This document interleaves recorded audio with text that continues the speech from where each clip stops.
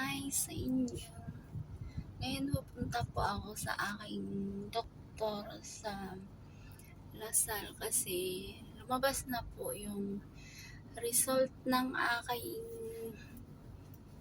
laboratory nakaraan. Kaya kailangan kong mag-report sa aking doktor na gwapo. Char. Oh, promise. Gwapo yung doktor ko. Kasing age ko lang din siya. Galing-galing niyang doktor. Bata pa siya. At samahan niyo ako, ituturo ko kayo sa Lasal. Yung mga hindi pa alam kung saan banda ang Lasal, ituturo ko kayo mamaya pagdating ko. Kasi hapon na, anong oras na ba?